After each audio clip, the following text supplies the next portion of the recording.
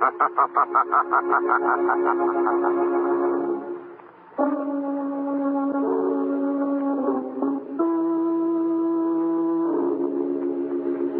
shadow who aids the forces of law and order is in reality Lamont Cranston, wealthy young man about town. Years ago in the Orient, Cranston learned a strange and mysterious secret, the hypnotic power to cloud men's minds so they cannot see him. Cranston's friend and companion, the lovely Margot Lane, is the only person who knows to whom the voice of the invisible shadow belongs. Today's drama, A Gift of Murder.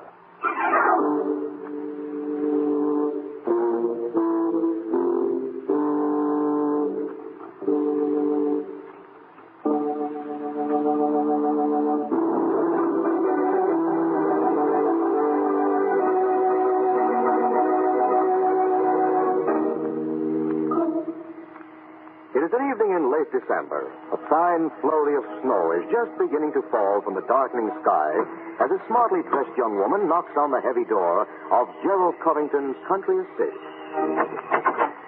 Miss Eva. Surprised to see me, Baxter? Delighted to see you, miss, and I know your brother will be overjoyed. Come in, come in. Mr. Gerald was saying only last week that he hoped to get back from Europe in time for the party tonight. Party? Did you say party? Yes, miss. A party here? A little gathering in keeping with this glad season. As I remember Gerald, he considers all seasons equally glum. I know, miss, but this, you see, is in honor of your Aunt Frances. In honor of Aunt Frances? Do you mean to tell me that Gerald is giving a party for Aunt Frances? Indeed, miss. Why, where is he? In the drawing room, trimming the Christmas tree. Trimming the... This I've got to see. Gerald! Eva! What a happy surprise, I can't tell you. A Christmas tree. Yes, I did it all myself. And presents. For your Aunt Frances. Is it so strange, Eva, that I should want our aunt to have a lovely tree? Yes. My dear Aunt Frances is 72 years old. We may not have her with us long. Darling, last year she was 71, which isn't precisely adolescent. And all she got for Christmas was a dozen handkerchiefs and a cold in the head. Well, this year, things are somewhat different. So I noticed. Last time I was in touch with this little family circle, you and Clyde hated Aunt Frances like death and taxes. You may speak for our brother Clyde, but as for me, I've always adored the dear old soul. Really? Really? Shall I show you what I have for her? Do. Look, an antique music box, the sort of thing she loves, and in solid gold. Isn't it charming? Listen. God rest ye merry gentlemen. Expensive item, I'd say. I paid $500 for it, but nothing's too good for dear old Aunt Frances. It isn't possible, is it, that Aunt Frances has come into money? Well, that is... She has. Well, the truth is, an old admirer of hers, a Mr. Onslow Fraser, remembered her in his will. How distinctly did he remember her, Gerald? Quite distinctly, Eva. She's inheriting $1 million. Oh. And when did you hear of this? Only yesterday. Mr. Elcott, attorney, member of the firm of Elcott and Devine in Boston, brought us the news. Now I see it all. The tree, the presents, the party. You're competing with Clyde for Aunt Frances's affection. I am only trying to brighten the end of her life. You are only trying to become the chief beneficiary of her will. Nonsense. I'm quite sure I will be a beneficiary, as you will, Eva, though I doubt that Clyde will benefit very much, if at all. Why not? I'll tell you why not. It's amusing, really. Quite amusing. Day before yesterday, before Mr. Elcott appeared, of course, Clyde was unfortunate enough to have written me a certain letter. Letter? A letter, my dear, suggesting that we put Aunt Frances in an old woman's home. No. Yes. I have the fatal bit of correspondence, keeping it carefully. And when Aunt Frances lays eyes on it, I shouldn't be surprised if she cuts Clyde out altogether. And you're going to let her lay eyes on it, of course. What do you think? Does Clyde know you do? Oh, my, yes. He's been on the phone for the past 2 days, begging and threatening my life by turns. Clyde is not a man to let himself be pushed too far, Gerald. I'll risk his wrath. I must go upstairs and wrap the music box for Aunt Frances. If the guests arrive, you'll greet them for me, won't you? Who's coming? Principally the family. Clyde and our dear aunt. And possibly the lawyer, Mr. Elcott. Anyone else? Just that young couple Aunt Frances is so fond of. Mr. Cranston and Margot Lane. Yes, she likes them. And it's my desire to please her, you know. You bet I know. I'll be down in a moment. Okay.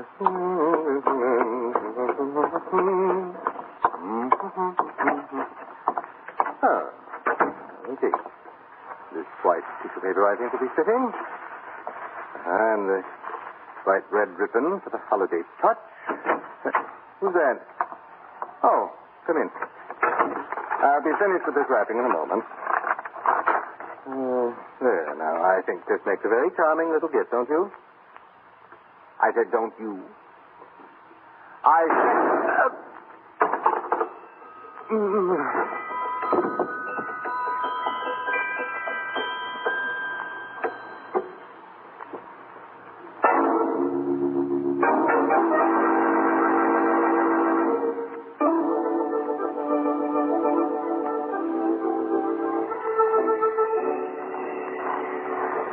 We're not too early, are we, Lamont? Aunt Frances said 7. It's quarter after, Margaret. Oh.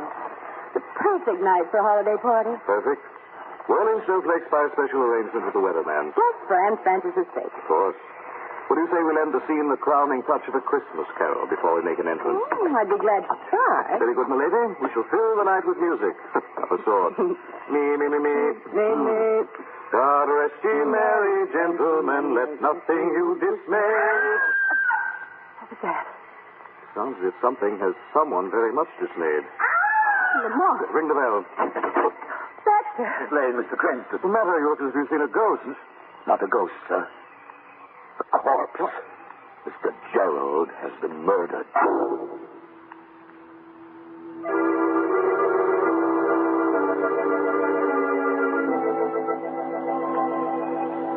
Gerald. When did this happen? Not 5 minutes ago, sir, Mr. Gerald came up here to his study to wrap this music box. And the next thing we knew, the shot was fired. Anyone else in the house beside you and Miss Eva? No. Yes. What? Mr. Clyde was here, miss. He rang the bell just after Mr. Gerald went upstairs. Where did he go? He pushed me aside and followed Mr. Gerald to his study. Look at this in the ashtray. A cigar. Still warm, too. One of Mr. Clyde's brand. Clyde murdered Gerald. No. He looked angry, but when I tried to stop him, he said he had to see Mr. Gerald on a matter of great urgency. What sort of matter? Something about a letter. A letter? Yes, there was a letter. Gerald told me about it just before he came upstairs. It must have been somewhere in the study, probably the desk. He said he was keeping it to hold over Clyde's head. Yes, here it is. I'm afraid I'm a little baffled. It's only too simple. In this letter, Clyde suggested putting Aunt Frances in an old woman's home. What? But Aunt Frances just inherited a fortune. This letter was written day before yesterday. It wasn't until the next day that Mr. Elkhart appeared with the news about Onslow Fraser's will. But it's perfectly obvious what happened, isn't it? Mr. Clyde killed Mr. Gerald to get the letter back. But if he did, why didn't he take the letter with him? It's probably because you two came running too quickly. Yes. And not having gotten the letter, don't you think Clyde may still be somewhere in this house, waiting his chance? If he is, I suggest Baxter be very careful. Why, sir? Because you know too much, and he knows you do. You mean you think He just killed one man, hasn't he? Listen. Someone moving about downstairs. Clyde, what are you going to do, Lamont? Don't worry, darling. Who's down there? Who is it? Answer me or I'll shoot. You wouldn't shoot a defenseless old woman, would you? And so near Christmas Eve. Aunt Frances. Thank heavens. Lamont, let's go down before she comes up and sees You Gerald. go ahead, darling. I'll join you in a moment. Hello, Aunt Frances. Margot and Eva, dear little Eva, when did you get back, child? Just today, Aunt Frances. Surprised to see me? Surprised and happy. But then all the surprises I've gotten lately have been happy ones. Which reminds me, Miss Lane, Miss Covington, this is Miss Elkhart, of Elkhart and DeVere. How do you do? Charmed, Miss Lane. You're the lawyer who brought the news about Onslow Fraser's will, aren't you? One and the same, Miss Covington. And happy I was to bear such tidings, just at this joyful season. I should say. Speaking of this joyful season, isn't there something in the drawing room that Aunt Frances should see, Eva? There certainly is. What? Now, you're not to ask questions. Just stand where you are. Mercy me. Now then, Margot, open the door. Merry Christmas, Aunt Frances. For me? All for you. A lovely tree. Indeed, a very lovely tree. It's so beautiful. It's really so beautiful. Now then, my dear. It's been so long since I had a real Christmas. I've forgotten how wonderful it can be. Yes, one does forget how wonderful things can be. You rang for me, Miss Eva? Yes, Baxter. Merry Christmas, Baxter. The same to you, Aunt Frances. Let's have the eggnogs now, Miss Eva. I can't think of a better time. Shouldn't we wait for Gerald? Oh, I don't think so, Aunt Frances. And Clyde. Where's Clyde? Right here, Aunt Frances. Clyde! You don't think I'd miss your party, do you? Merry Christmas, Aunt Frances. And may you wear these for many, many happy years to come. For me, Clyde? For you.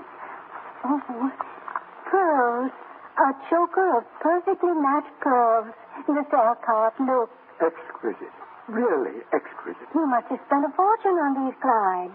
And I haven't a thing for you. That doesn't matter, Aunt Frances. Oh, but it does. I'm rich now, you know, and I insist that you tell me exactly what you like for Christmas. I'd like you to be well and happy. Oh, that's very sweet. But isn't there something you'd really like to have? I think I can tell you what Clyde would really like to have, Aunt Frances. What's that, Eva? A letter. Miss Eva, Just what are you talking about, Eva? A letter, Clyde. A letter that you wrote Gerald day before yesterday. I never wrote Gerald a letter. Oh, no? How peculiar. And I have it right here, signed by you. May I see that? No, you may not. May I see that, Eva? You may not, May I see Clyde. it now, Eva? Mr. Covington. He's got a gun. Hand it Clyde. over. Come on. Give it to me. Thank you. Clyde, what's the meaning of this? There's no time to explain just now, Aunt Frances. I must go. However, I beg you not to believe any of the poisonous lies these people may tell you about me behind my back. I want you to know that I do wish you the very merriest... Drop that phone. Don't throw on me. Drop it back. Pick up that gun, Baxter. Yes, sir. What do I do now, Take sir? Mr. Clyde up to the study and hold him there until the police arrive.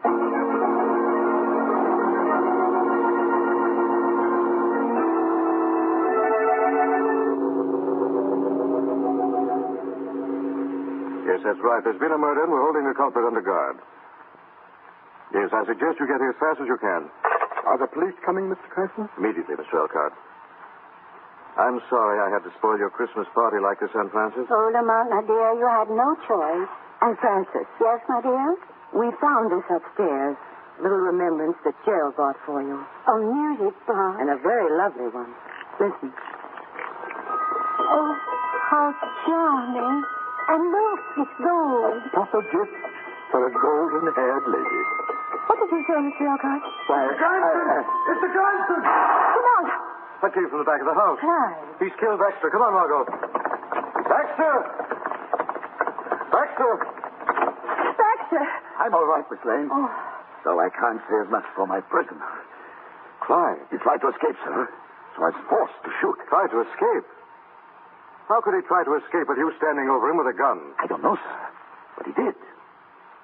And since the two of us were all alone here, I'm afraid, Mr. Cranston, you will just have to take my word for it.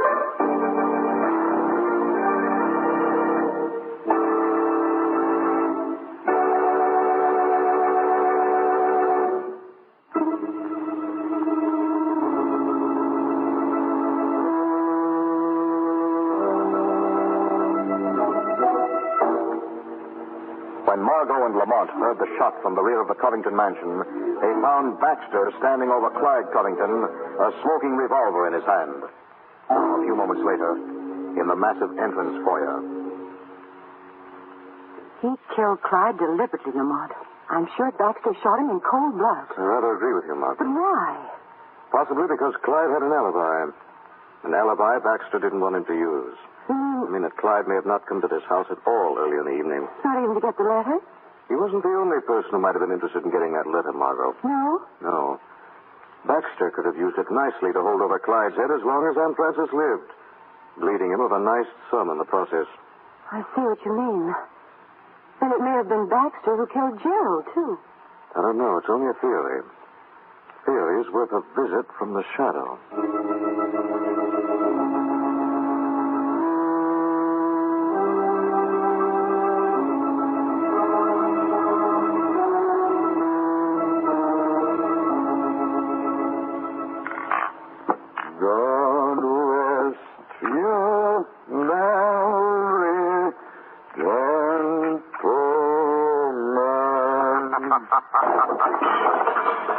What was that?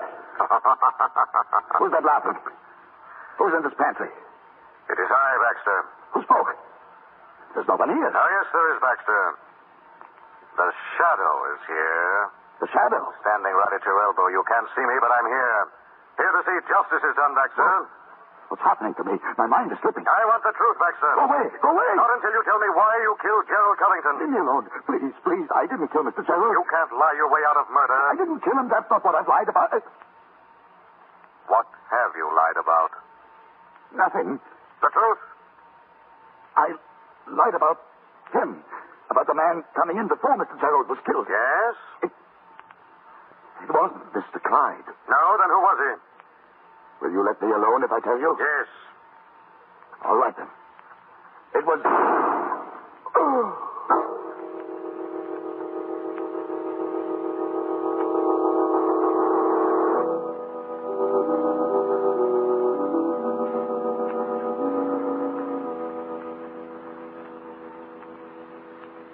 Lamont, is Baxter going to be all right? Yes, the bullet grazed his skull. He's unconscious, but he'll live.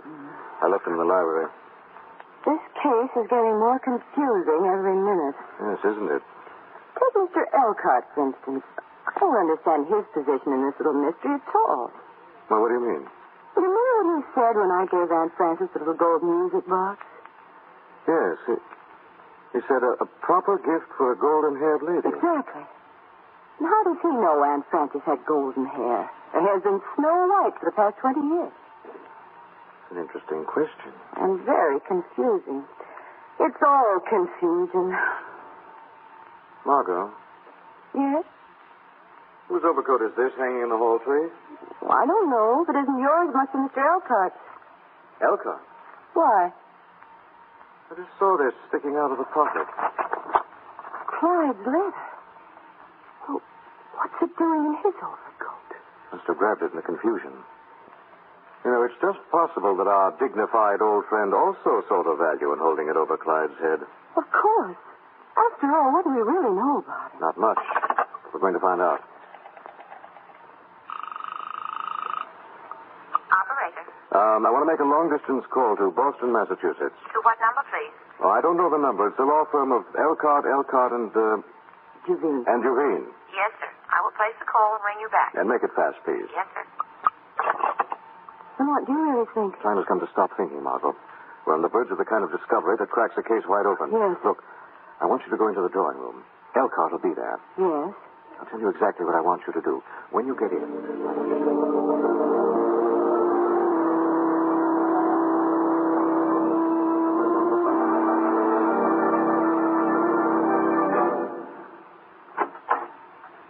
Come in, Miss Lane. Where's Aunt Frances? Lying down upstairs. She's had more excitement than she can very well stand. Sit down, Miss Lane. Thank you. Miss Eva and I were just saying that this case is becoming quite perplexing. It is indeed. This attack on Baxter is the most puzzling thing of all. Now that Clyde is dead, who could have done it? I don't know, but there's certainly no doubt that Clyde's guilty of Gerald's murder. Baxter saw him run up to Gerald's study just before Gerald was killed. I'm afraid that's not true, Mr. Elcott. Baxter admitted he was lying about that just before he was wounded. Is that so? But there's that cigar, the one that Miss Eva saw in the ashtray. Didn't that belong to Clyde? Yes, Mr. Elcott, it did. It even had his initials on the band. Do you really think Clyde would have been foolish enough to leave a piece of evidence like that behind, Mr. Elcott? Well, what are you suggesting, Miss Lane? I'm suggesting that with Clyde out of the way, the margin of guilt is narrowed down pretty closely, Mr. Elcott. To me, Miss Lane? Yes. But To you. I've been with Aunt Frances all afternoon. I was with her at the moment when Mr. Gerald was murdered. Can you prove that? Of course I can. Aunt Frances is right upstairs. You have my permission to ask her. Then it wasn't you? Obviously not. And obviously, Miss Lane, you can now draw the logical conclusion. Yes. I'm afraid we can. Before you do, put up your hand. Put that gun away. I'm sorry, Mr. Elcott. I'm really quite sorry that you two, who aren't members of this greedy little family, had to stumble on the truth. Do you think you'll get away with this? I can try. There's a very slim chance that you'll succeed. For $1 million, I'll take a very slim chance. The telephone. Sit right where you are. I'll answer it. Hello? Someone there just put in a call to the law firm in Boston, Massachusetts. Yes? We checked very carefully, miss. There's no such firm listed. What? There is no firm of Elkhart, and Dubin. What's the matter? Who are you, Elkhart? I'm almost sorry for you, Miss Eva. There is no firm of Elkhart, and Duveen. I know. And there's no $1 million. What? But you came here about Onslow Frazier's will. And Onslow Frazier never made a will. In fact, Onslow Frazier isn't even dead. What? Although just at this moment he almost wishes he were. Then you... Yes, I'm Frazier. Oh, I think I begin to see. I fell in love with Anne Francis years ago, when she was as young as you are tonight, Miss Lane. And I never fell out of love with her. Why did you have to pretend to us that she was inheriting $1 million? Why? Because I knew how dismally you and Clyde and Gerald had treated her. I had no money to help her with myself. And then the idea came to me, I could make it appear that she'd become an heiress. And then depend on your greed and deceit to provide her with at least one really Merry Christmas. A very sweet idea, but... But a very dismal failure, I'm afraid. I'm afraid so, too. I'm afraid there'll still have to be 2 more murders before the party's over. Eva! There may not be $1 million, but I still have my life to think of. Don't you realize the police are on their way? But they're not here yet, and I have a gun, and the door is open. What was that? Who closed that door? I did, Eva. The door is no longer open. Who are you? I am the Shadow. What are you doing here? I've come to accuse Eva Covington of the murder of her brother Gerald. It's a lie. A lie. You can't prove it. I can prove you contrived a neat little plot to murder Gerald and convince the world that Clyde had murdered him for an incriminating letter. No. You took Baxter in on your plan, promising him a part of the $1 million you hoped to get. That's why Baxter killed Clyde when he realized he could easily alibi his way out of the charge. How do you know all this? The Shadow knows. When I confronted Baxter and was about to get the truth out of him, it was you who shot him to save your own skin. And I still have a skin to save. Either you open that door or I pull this trigger. Don't be a fool. I warned you. Let him. Drop that gun. Drop it. Drop it. Let me go! Let me go! As you please, Miss Eva. She's going out of the window. Yes, Mr. Elkhart. Straight into the arms of the police.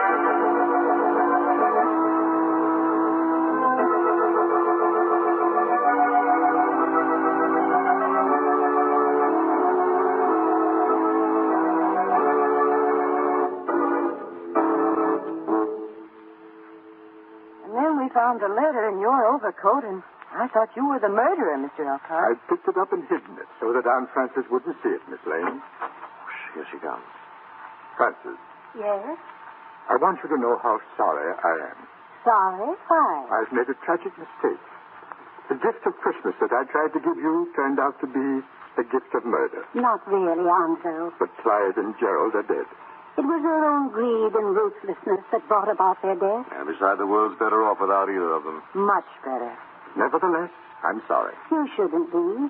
You've made me very rich. But the $1 million wasn't real, Frances. Oh, it isn't the million that's made me rich. It's your kindness and remembrance and the love of your heart. That's real, isn't it? Yes. Then, Onslow, My dear? must you take that back? Frances, you mean... I'm alone, and so are you. My darling. Well, what do you know? It looks like it'll be a Merry Christmas after all. With many more to come.